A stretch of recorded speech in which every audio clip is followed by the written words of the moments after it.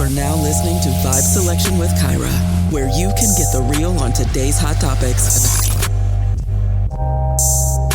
Well, welcome everybody, and thank you for tuning in to another episode of Vibe Selection. I am your host, Kyra, and on today's episode, I have joining me Jaime Tetreault joining me today, who is a business, trademark, and copyright attorney who helps small business entities set up their businesses.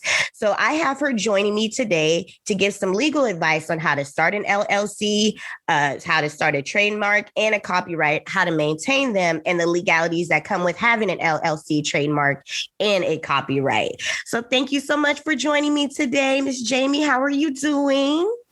I am very well, Miss Kyra. I do want to just thank you for having me on your show today. I'm very happy to inform your listeners on some of the legal operations of their business, because a lot of startups and entrepreneurs have largely ignored this part of their business. So I'm happy to, try to open up and set the stage on how they can, start setting up their entity.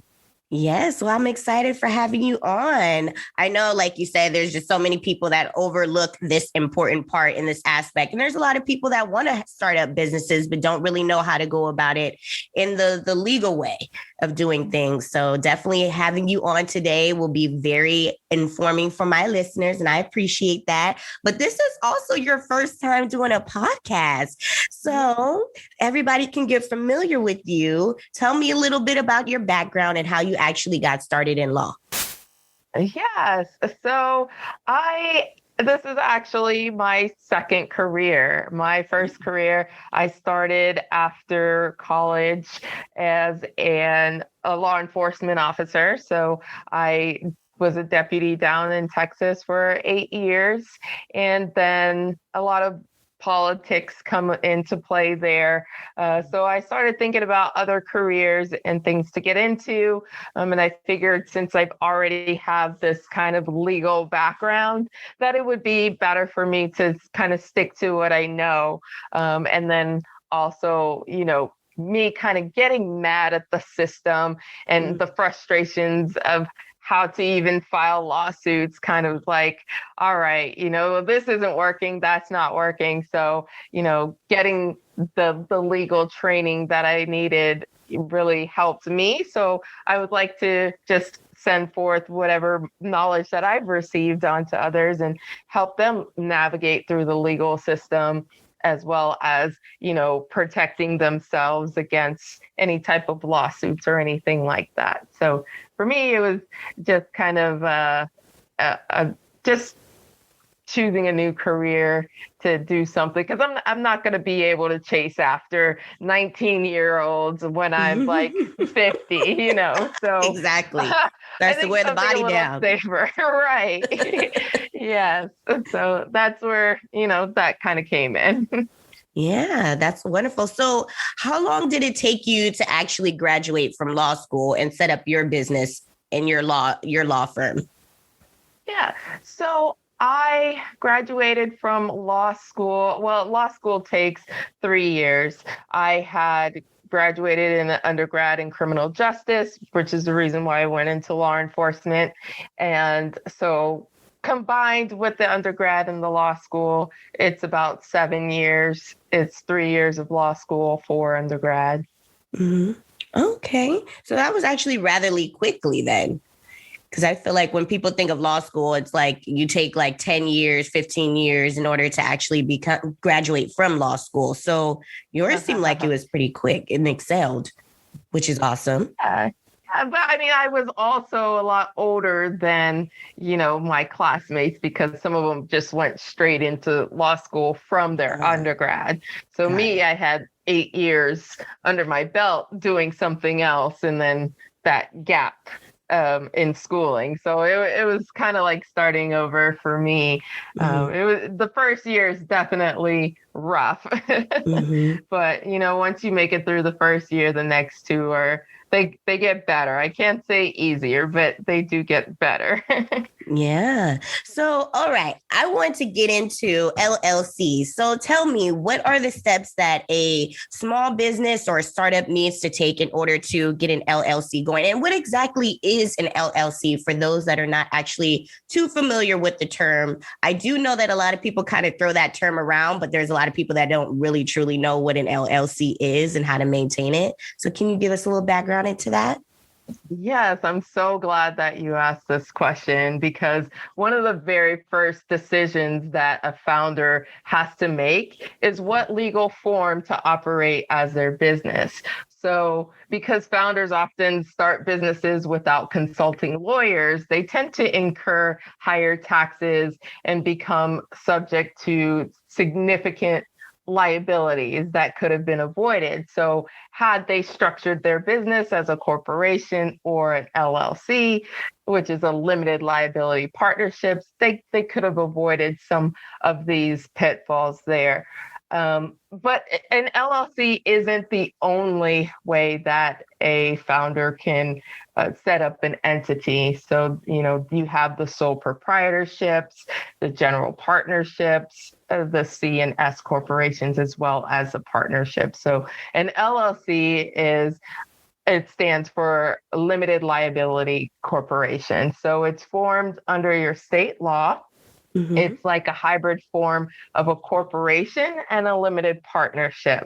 So there's certain tax advantages that an LLC has over like a C corporation, for instance. And there's more protections, limited liability protection to the owners in keeping up with the corporate form. So it also provides different tax benefits, as it's similar to that of an S corporation, where if you're bringing on any type of venture capital investors or at some point, then this would be a way for you to get that head start. Because if you're operating as a sole proprietor, and you want to bring on a partner later on, there's no way for you to really go about changing that structure. You would have to start your business all over again, and that could be more expensive. So in forming an LLC, you pretty much just go online to your local Secretary of State's office and fill out a form, and you pay the fees. And also with an LLC, most states require you to have an operating agreement with that. And the operating agreement pretty much just tells anyone that's looking into your business how your business is to be run and managed, and how the membership distributions go. If there's multiple members, or if you're a single member LLC, it's not required, but it would be something that you should also have, because it can help with that separation of your personal liability and your business liability. Okay. So in a 50-50 partnership, I do know that you can have multiple people in on the partnership, but I know you just mentioned that when it comes to an LLC, it's only one person. So what happens if someone wants to create an LLC with quite a few people? They're not able to actually add anybody on or have multiple people as the head over the LLC? Yeah, so an LLC is great to have if there's more than one member. That's generally who uses the LLCs, because each limited partner is protected. A single member LLC is one individual. So you get the same protections as you would if you do have other partners around as part of the entity. The difference is that you're just operating on a solo basis, and you're treated differently for IRS purposes. You're treated as what they call a disregarded entity. So you would have to file your taxes under the sole proprietorship. And then if you're working with partners, then you're able to file your taxes separately, as opposed to as you would as an individual with that personal liability. Got it. So I was That makes sense to you? Yes, it does. Very Okay. good. So I know I've been seeing online where you have these online sites that are like legal sites where they say that they can help you set up an LLC. Would you recommend those type of sites, or do you feel like people should go into an actual law office and actually get in touch with an attorney to help them with the process? Yeah, that is a question that I get a lot, because a lot of startups don't generally have that initial capital where they can go ahead and seek legal advice straight off the bat. So they go to these websites that offer them cheaper pricing and the like. However, they don't really get the entire, I would say, knowledge about what's best for them and their company, and the formation of their company. So I mean, of course, I'm an attorney, so I would say, go ahead and talk to a legal professional in your area that specializes in business law. But if you are on a budget, and if it's just to help you as far as your operating agreements, I mean, if you and your partners, I think that's something that you and your partners should do together with an attorney, because they'd be able to help you understand, well, what happens if me and my partners are in a rift? Mm-hmm. That's something that your basic online service company isn't going to be able to help you with. So I feel like an attorney is going to personalize your operating agreement more to you. But as far as just going online, it's pretty self-explanatory for you to just go online to your local Secretary of State's office and form your LLC, which entails you picking out a name and just filling out who the registered agent is, and just plug in that basic information for your state.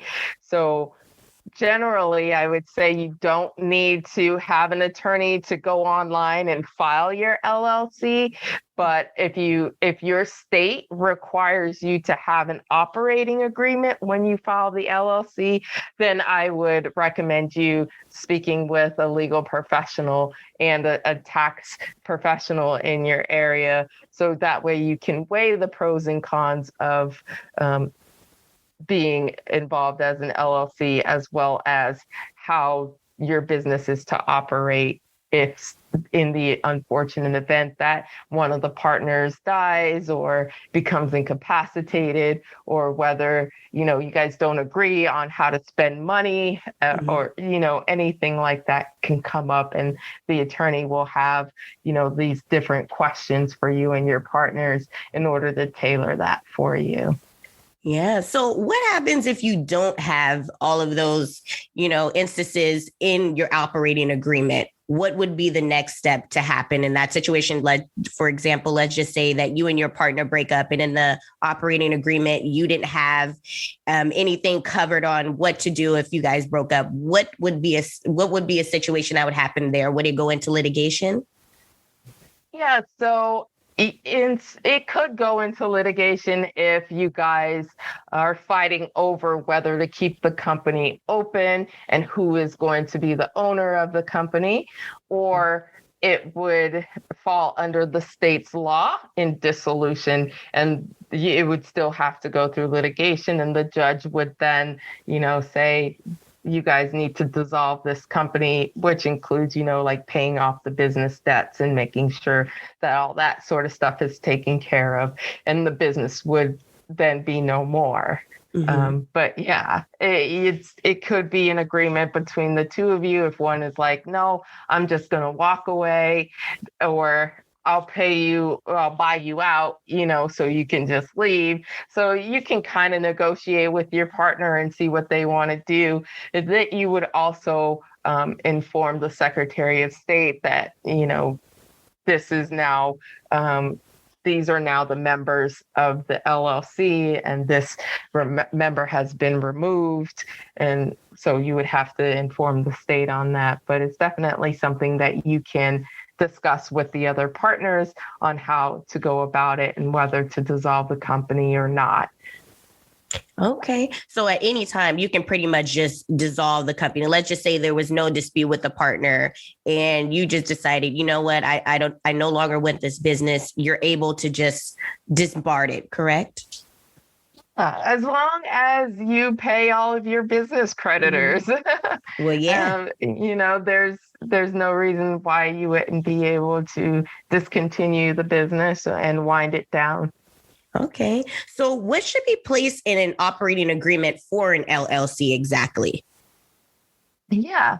So if there's multiple members, it's important for you to have their roles, because that's where a lot of people tend to bump heads, or partners, I should say, bump heads, is if they're 50-50 and if there's only two, and if everything is 50-50 and they're talking about, well, I want to spend money on this lawnmower, and the other partner is like, no, that's too much money. Let's, spend the money more on this because we don't need the lawnmower. So in that case, you would, in your operating agreement, because this is where it should be the Bible, for lack of better terminology, of your business. You always go to it. You always reference it for everything. So when you're initially starting out, it's important for you to clearly state who is in charge of doing what and what part of the day-to-day operations. There should be in there, like if there's a tie, what the tiebreaker would be. Would it be a flip of a coin, or would it be some type of compromise? Would you go to a third party? Would you go, see someone who is also in the business, like another employee or something of the business, and try to get that tiebreaker done? Just different scenarios that could happen, but it's pretty much an internal document on how to run the business, who manages it, membership distribution, if the business gives out dividends at the end of the year or the quarter, what's that percentage? Also in there, you would have who put in how much percentage-wise as far as the business goes. And that could also determine their percentage of ownership in the business. So it just helps to uphold the limited liability protection too in a single member LLC. So keeping that person separate from the LLC. So a single member would also have that in place, even though they're working by themselves and they're like 100% owner of the business. You would still have some type of layout on how you operate your business, so that the courts, in the event of a lawsuit, can see that, hey, this business is separate from this person, of the member of that business. So they don't, so they're not able to go after you personally and attack your personal assets. Yes, that would be tragic, honey. You have to give up your whole house, your cars, your jewelry, everything.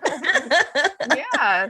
And that's also another reason why I recommend to my clients to get some type of business insurance. And that's something that a lot of business owners don't have. I mean, even if it's just like a errors and omissions kind of, or just a blanket type of liability protection, that could go a long way in saving you and your business, know, so you don't lose everything and you're limited to whatever that insurance covers. So I think that's something that your listeners should look into as well. Yes, people, protect yourself, protect yourself, protect yourself. Hire an attorney. Do whatever you got to do. Pawn some jewelry if you can't afford it. Make a Yes, way. it's important. Exactly. Exactly. So I know that a lot of states, when you're setting up the contract, the operating agreements, they usually want you to assign managers for these agreements. But do some states also allow non-managers to enter into these contractual agreements on behalf of the LLCs? Mm-hmm.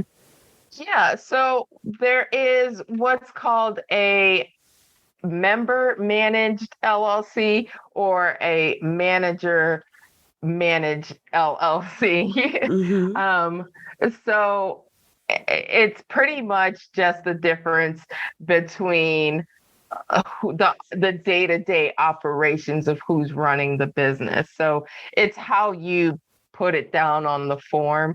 So you can be the member and you can be the manager personally. Or, it's generally what I recommend to my clients is to go as a member managed versus, which is more of the common choice than the manager. Sorry, it's super complex. Member managed versus manager managed. Okay. So choose the member managed LLC, which is pretty much more common, meaning that all members share in the responsibility of the day-to-day operation of the business. So what would happen in this situation? I mean, what would be like a downside to having someone that's a non-manager going into an operating agreement like that? What are some of the pitfalls that someone that is the head over the LLC could be running into? Yeah, so that's why the operating agreement, again, is super important to prevent that from happening, because you can open up your business for potential liability, especially if you're entering into certain contracts with vendors and banks and the like. You would then make everyone in the LLC liable for whatever it is that you're doing out there. If you're signing checks, if you're entering into these contracts as a member of the LLC and not a manager, when you don't have that right to do so in the LLC, as far as the operating agreement goes, they're still going to be held liable under the terms and agreement of those contracts and held liable for any checks that are cashed. Okay. So, I know that having an LLC, they say that it's really good for your credit score, right? I've not heard that before. We're debunking these things, people. Yeah, some of them.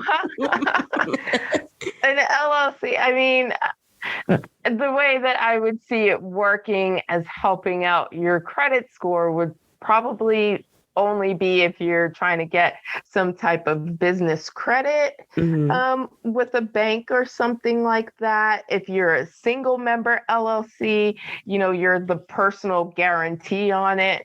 And I don't know of many banks that are really willing to give out loans to startup LLCs or startup companies.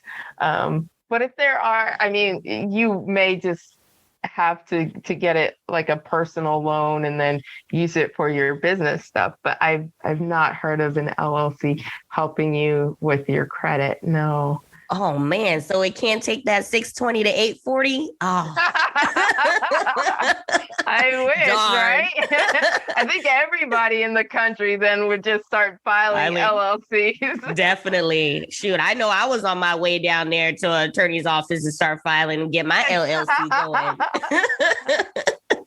So when should someone decide if they want to have an LLC? So I know you do startups and small businesses, but should big businesses start an LLC? Or like even me as a podcaster, would you recommend podcasters to start an LLC?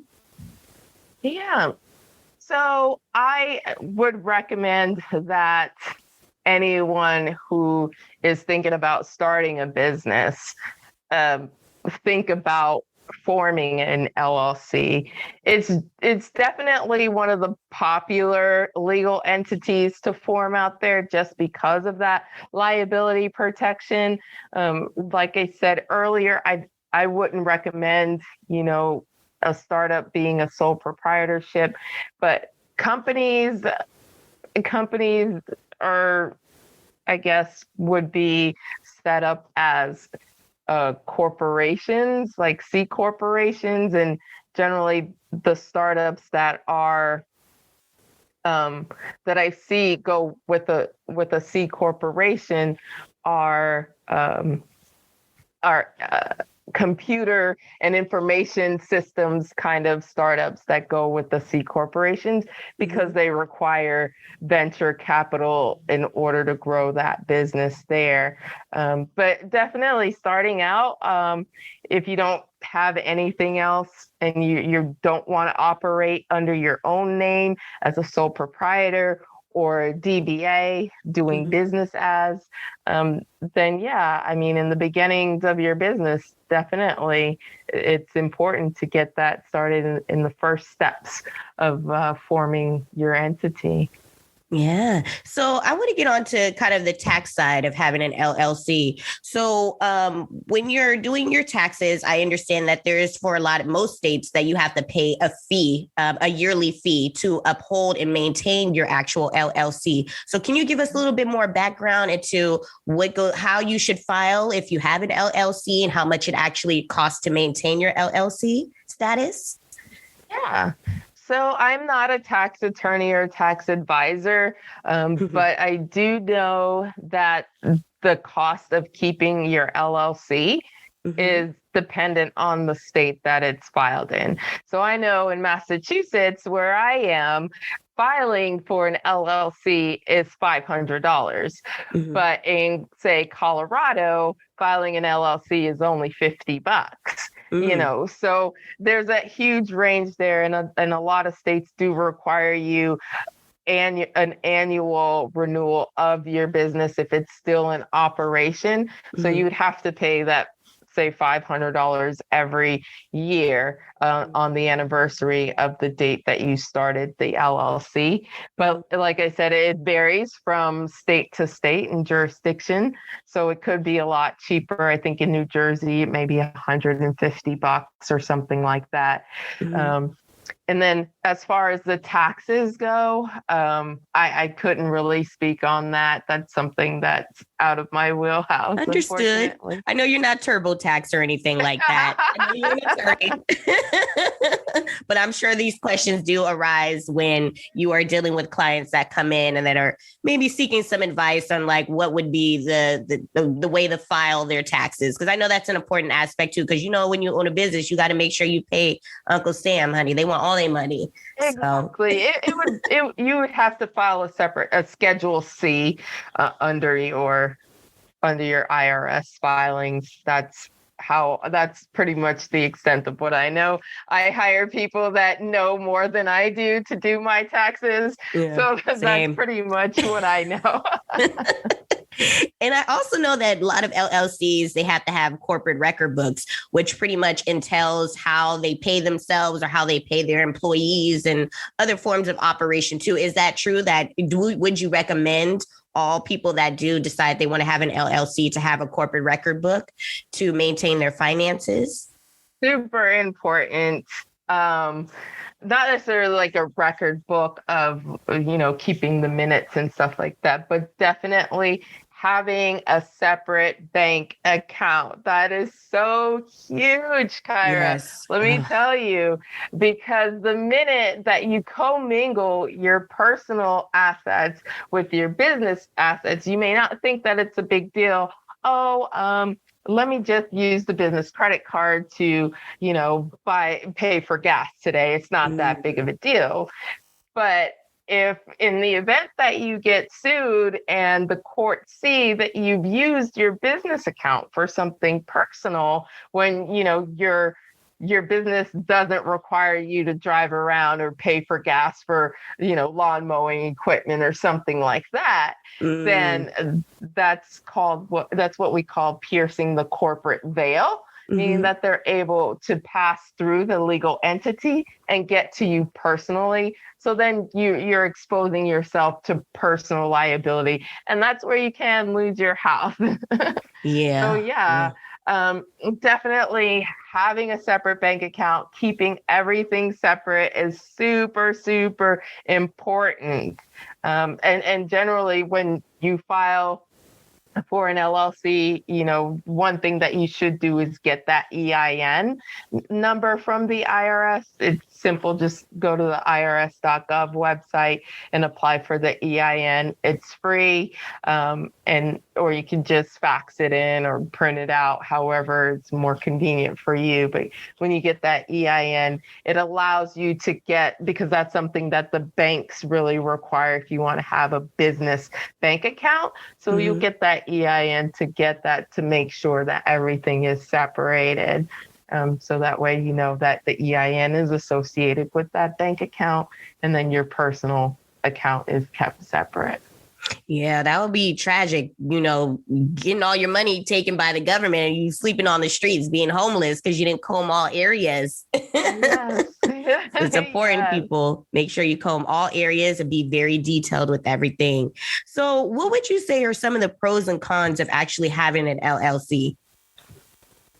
Oh, well, one of the biggest pros is just protecting yourself and your personal self, as well as your business. It helps with getting your protecting your business against creditors and stuff like that. So it gives you, most of that kind of protection. But a con, I would say, of an LLC would probably be if you plan on bringing in any type of venture capital investors at some point. It's best to avoid starting the company as an LLC, because it generally investors can't invest in pass-through entities, which is what an LLC is, meaning that the company does not pay income taxes, but rather profit and losses are passed through, and it's divided among the stockholders or the members of the LLC. But if you're planning on being a startup and getting some type of venture capital, then it wouldn't work for you. But if you don't need any capitals and don't want to bring in any partners, then go, partners that are going to bring in money, then, go ahead and do your LLC. Yeah. So what would you say are some of the common mistakes people make when starting an LLC, whether they're a startup or a small business or even a little podcaster like myself? What would you say people go wrong when it comes to starting their LLCs? Okay. So there are a few mistakes. Let me see. Let's get the laundry list going. Yeah. So let me see. One of the recent ones that I had is where a founder came to me and with an issue with her business logo anyway. And so what she didn't do is do the research to make sure that her LLC name was one that was available to her and not one that was registered by somebody else. So so that would be one mistake, is just picking a name without doing the research to help avoid making, any type of trademark infringement or domain name problems come to your way. So you want to just ensure that you choose a name that's actually available to use, or, you may be finding yourself infringing on somebody else's trademark. Yeah, absolutely. Oh man. So what happened in that situation? Did she have to go before a judge? Like, was she getting sued for that? Or did she have to just did she have to just dissolve the name that she wanted to use, or that she did use rather? Mhm.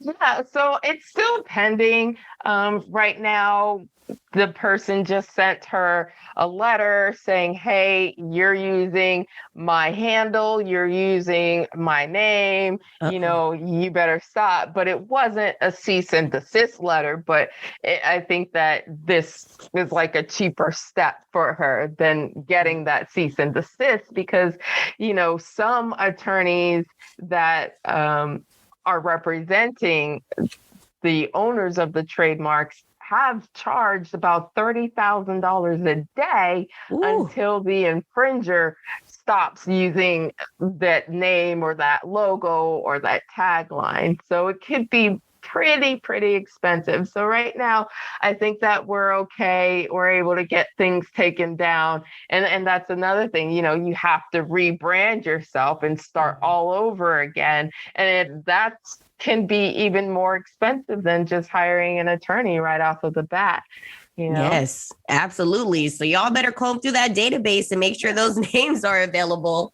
You don't want to end up in a situation like that. So, okay, tell me, since we're talking about it, what is the difference between a trademark and a copyright? Right. So a trademark protects any type of names, logos, and taglines, whereas a copyright protects any type of creative works, literary works, things that are original. So this podcast that you're recording today could be copyrighted because it's an original work and it's not something that is, that has a brand to it, but it is considered to be a copyright. Okay. So where do you go to actually look up the status and make sure that the name isn't taken for a trademark that you want to file, or to make sure that you're not stealing any type of intellectual property? Yeah. So when you're looking for a name or choosing a name, it's not just looking at the name as it is. So if you want to be, let's say, what's something I can think of? Okay, so here's one. Let's say ABC Corporation, super basic, I know. So if you're looking up ABC Corporation, you can go to Google, you can go to GoDaddy, you can check Facebook, the Instagram handles, or Twitter, and make sure that ABC company is available. However, the most important place that you can go and you should go would be on the United States Patent and Trademark Office, which is uspto.gov. Because that's where the registrations are, and they'll show you the owners of that name and if it's available. And so a lot of clients that come to me are like, well, nobody else has Jasmine Design Jewelers on the website, in the web that I see.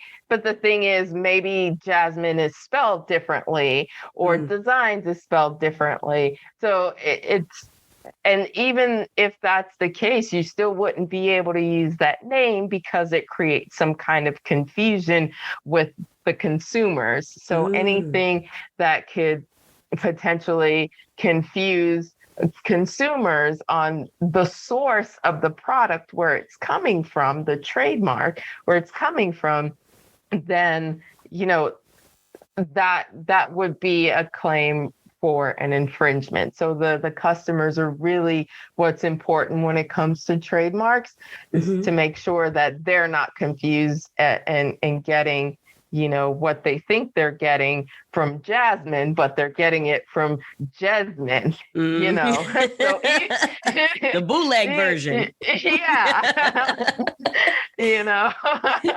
I mean, there's different, names to go by, but also, some people are like, well, here's a clear one that you may know, like Dove and Dove. Mm-hmm. So Dove ice cream versus Dove soaps. Mm-hmm. So the reason why they're allowed to have the same name is because they serve two separate audiences. One is clearly for food and ice creams, and so they're able to register it under that class. And then the other one clearly, services body lotions, deodorant, and shampoos. So they're able to have it under those classifications. And so food and personal hygiene items, they don't really mix at all. So people are able to differentiate the two. Oh, man. And you know what? I was today years old when I just found out that Dove does not also create ice cream, because I thought it was the same logo. I'm like, what? I thought they were the same one. I thought they just branched off and decided to expand their brand and go into ice cream. Yeah, they are two separate companies. Oh my gosh, I've been bamboozled. You That's see, so and that creates that confusion, but it's just because they're selling two different products and not in the same class, which is what the trademark office calls, the type of products and services that you're selling.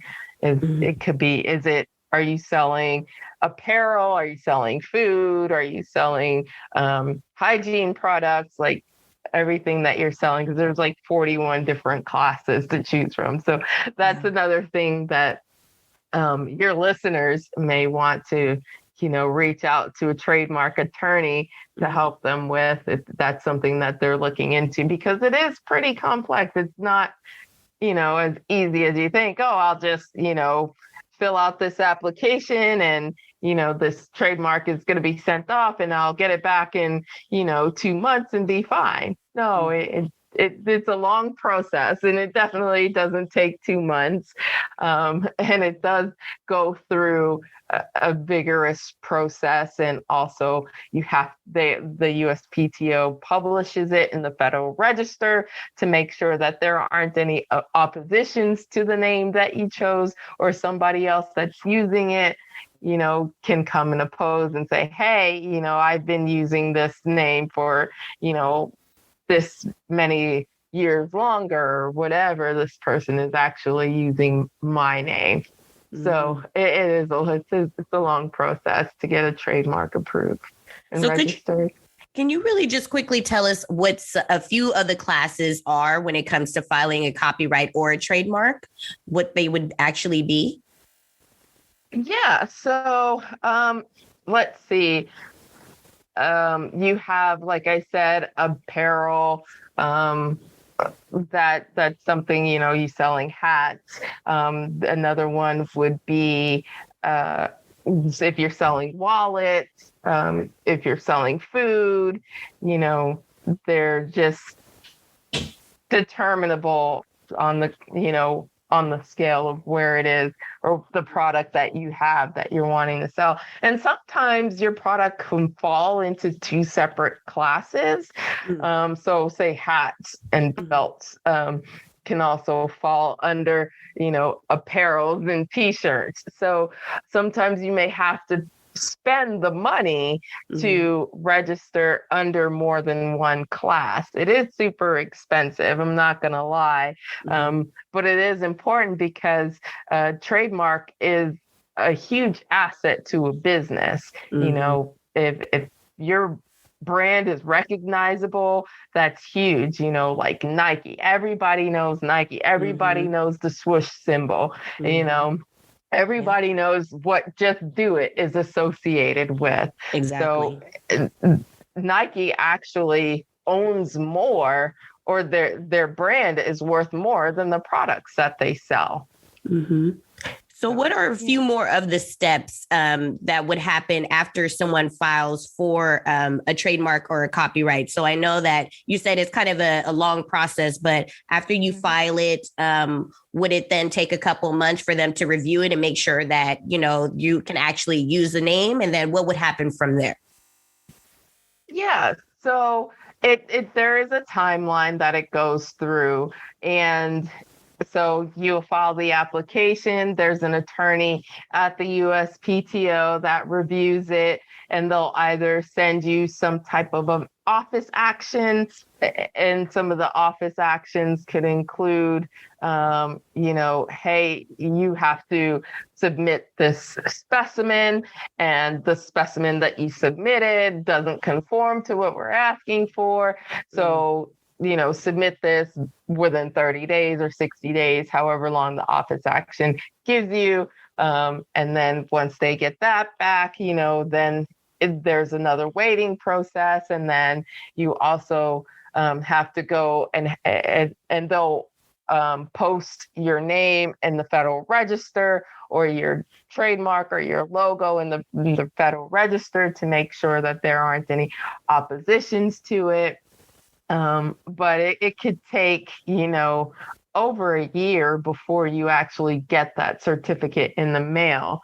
And so with that, I do want to let your listeners know that if they do happen to get any type of emails or mailers in the mail from what legitimately looks like it's coming from the USPTO, you generally won't get anything in the mail other than your registration certificate. So a lot of companies out there are like, hey, we noticed that this person has filed a trademark. Let us, target them and see if we could get some money from them. And then they'll solicit you for, $50 to help you file this and do that. But it's not.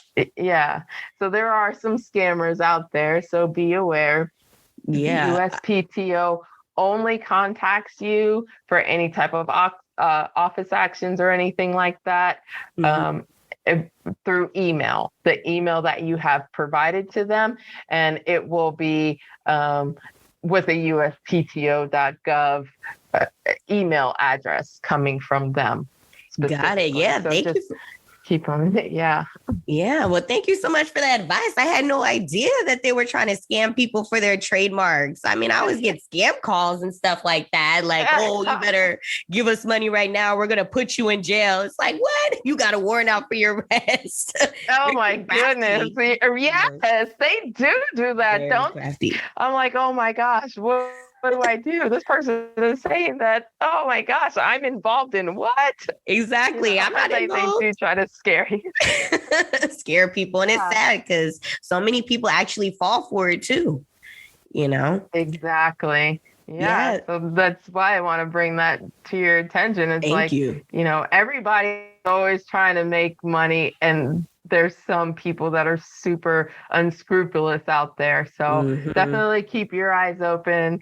And, I know everybody's excited about getting their trademarks done and having that asset. So, they're like, oh my gosh, they see this and they're like, well, what do I have to do to make this right so that my name is protected? And they'll just kind of go and follow along that way. But, just if you have any questions, when in doubt, contact the attorney on your case and make sure that, they didn't send anything to you. But, if anything comes through the mail, if it's not your registration certificate, then it's not from the USPTO. Yes, absolutely. Absolutely. Thank you so much for that knowledge. So I want to go into, would you recommend people to file their own trademarks and copyrights, or do you feel like it's better off to just go with an attorney? Or I know we were talking a little bit earlier about how they have these online sites where they say you can file trademarks or copyrights through them that can help you with the legal process. Yeah, so there are some websites out there that will provide you with like a name search or something like that. But what I find is that when they get the information, the person that requested it doesn't know how to read it. So they wouldn't really know, they'll get the list and they're like, so can I use this name? Or can I not? So it's a little bit confusing for them. Also, I met a young lady the other day who's in the bridal business, and she's like, I tried to navigate this trademark system on my own, and I had no idea how complex it is. And I'm like, yeah, it's really not that simple. And like I said earlier, a lot of people just say, oh, I can do this on my own and just plug in all the information that they're asking me, and sometimes it's like a shot in the dark and it may work. And other times you may get a couple of office actions that you just don't see or that you just don't respond to. And then whatever you applied for becomes abandoned, or they won't register it. But the USPTO also does not give refunds. So if you're spending $350 for one application for one class, you don't want to lose out on that. You want to make sure that that's right, especially if you're in startup and you know that capital doesn't come easy to you. So, $350 for one application could be expensive, plus attorney fees or whatever to have an attorney do it for you. But if you want it done right, then do it right the first time. And I think that hiring an attorney would probably be best, because you also get that monitoring to make sure that nobody else is using your stuff. And so you get that ongoing monitoring from the firm that you choose. Some firms anyway, I can't say all. And with the online companies, they're just going to file it for you, and that's the end of that. So you don't really know unless you're doing your own checking, every month or every 3 months to see if anybody else is using your name or infringing on your copy or your trademark, then, they don't do that for you. So I would definitely suggest talking with a licensed attorney. And then if you're outside of the U.S. and you happen to be listening, if you are a foreign domiciled individual, then you do have to hire a U.S.-based attorney to file that trademark for you. If you are a U.S. citizen, you do not need an attorney. But if you are outside the U.S., I thought I would throw that out there that you need one, because I'm sure that your podcast gets listened to all over the world. Yes, it does. Yes. All right. For all of my outside listeners, please take the advice. But why is that? Because the legalities in some of these countries differ from the U.S., and that's why you need to have an actual U.S. Attorney help you with the process. Well, it's just the way that the USPTO works. I do know that it is because of the laws in the U.S., because even if you try to file your U.S.-based registered trademark in other countries, some other countries require you to have, that country attorney do that for you as well, or some type of third-party company in that country that specializes in that to do it for you. So it really has to do with the individual country itself and what they are requiring in order to make sure that it's done correctly, maybe. I'm not really sure, but that's just the way that the USPTO does it here in the U.S. I see. So how much is it typically to file for a trademark and copyright? I do understand that it differs depending on the state, but what kind of is the range that it starts off at? So currently right now for trademark, an application for one class is $350. Yeah. So making sure, that's what I'm saying, you want to narrow down your product or service as much as you can and stay in the realm of that as what you put in your application, so that this is where the office action can come into play. It's like, hey, you only filed for one class, but you're selling this too, and this is under another class, so you have to refile with this class as well and pay the extra filing fee. and also pay the office action fees. Oh, so fees. yeah. So up front, you want to make sure that you have everything taken care of and you know exactly what products you're selling, products, more than one, if it's more than one, and what it falls under. Because people are like, well, it's just a logo, and I'll sew it onto a hat and I'll sew it onto a pocketbook and it's fine. It's just the logo. But if you're selling it, you need to make sure that you're selling it in the right classes. So you have to file that separately. So that's $350 a class for trademarks. Copyrights, on the other hand, is a lot cheaper. If you're just doing a basic document that, like one that I have for your listeners, if they go on to my website, there's a free download that they can get on the steps that they can use to protect their business there. Perfect. So that document there, it's $40 to copyright that document. So it's a lot cheaper to go that route. And like I said, it's for protecting your literary works, books, songs, originals anyway, original podcasts. So, it depends on what it is that you're trying to copyright, how many things you're copywriting, if it's more than one, like a series, so it could range a little bit higher in the few $100s range too. So, but something small as one document or one song, maybe $40, but a series, a few $100. So I know that, like, for example, if I decided that I wanted to copyright my podcast in each episode, I would actually have to register each episode individually and then pay the fee for that. Is that right? Is that correct? No, you wouldn't have to register them separately. You can file under one application and have it in the series. I think that the Copyright Office just opened it for, I believe it's 10 series in one application. So you would be able to do it like that into one.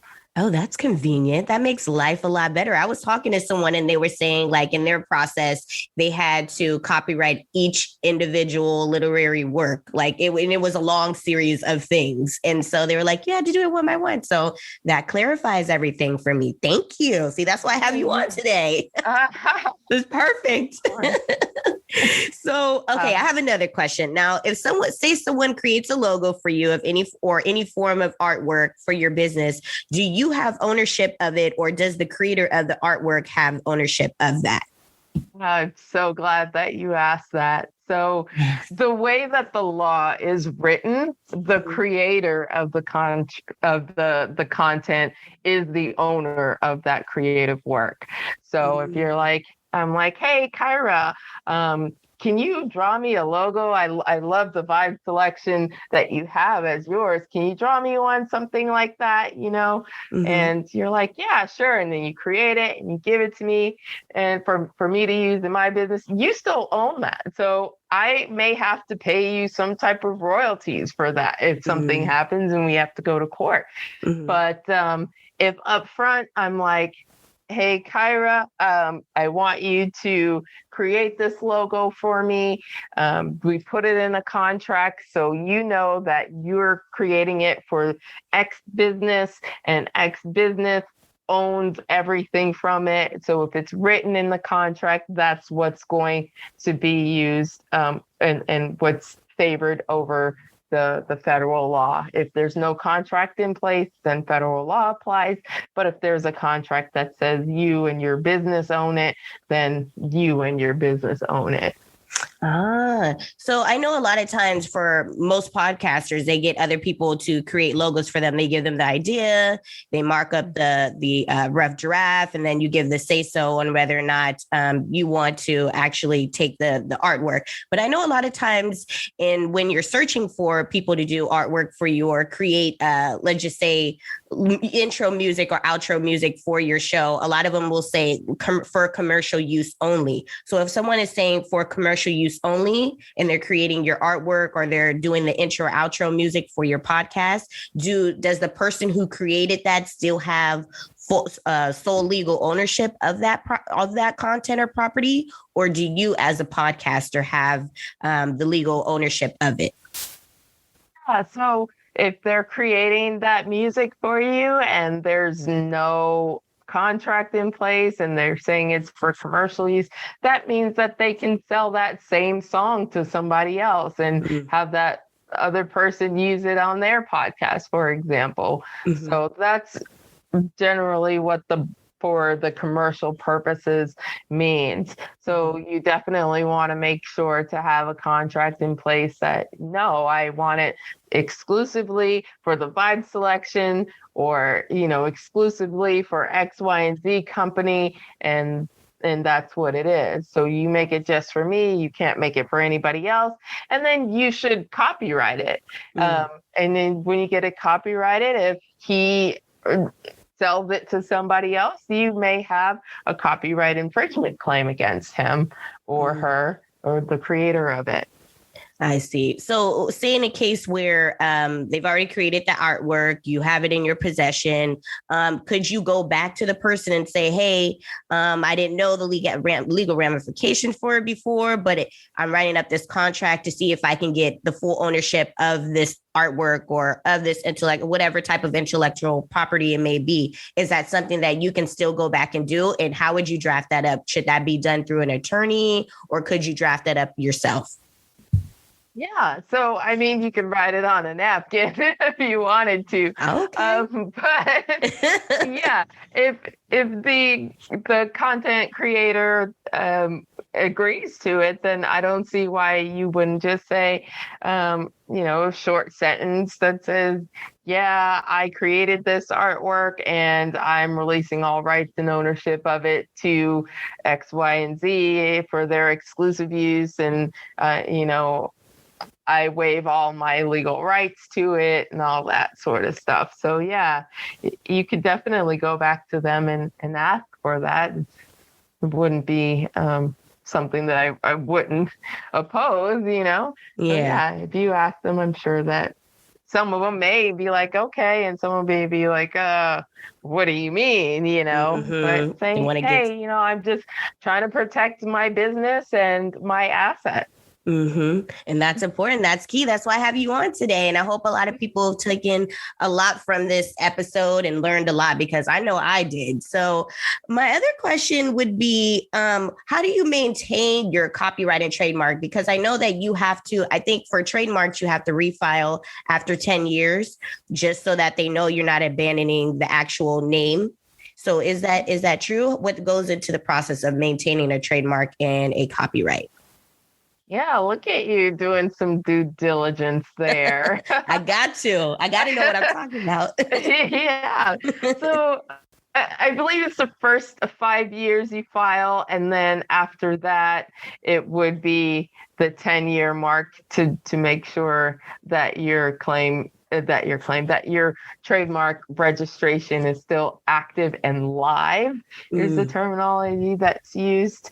So yeah, you definitely just go in there, but you have to put it in your own calendar. The USPTO is not going to send you a reminder saying, hey, you're coming up on your 10-year anniversary. It's time for you to make sure that your registration is current and live.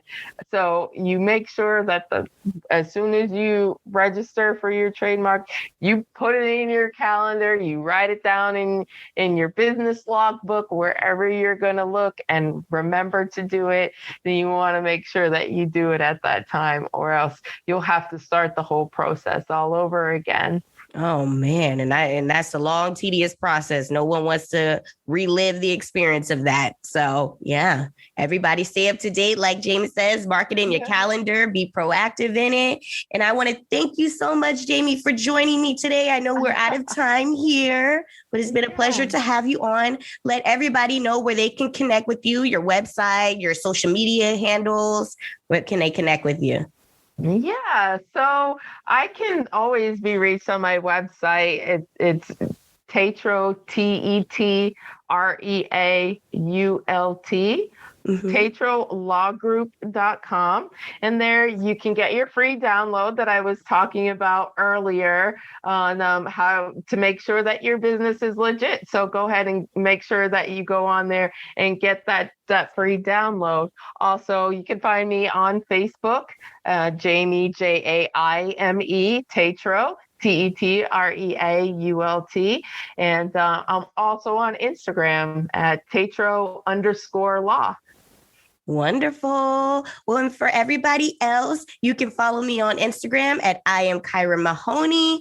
Or if you like to donate to the Vibe Selection podcast, you can do so at www.patreon.com/vibeselection. Or if you like any Vibe Selection merch, you can get that at www.teespring.com/vibeselection. I am your host, Kyra, and tune in for next week's episode. Thank you so much for tuning in. Stay safe, stay healthy out there. Bye. Thank you for joining Vibe Selection with Kyra.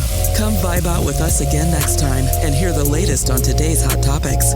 Find us on Instagram at I am Kyra Mahoney or donate at www.patreon.com/vibeselection.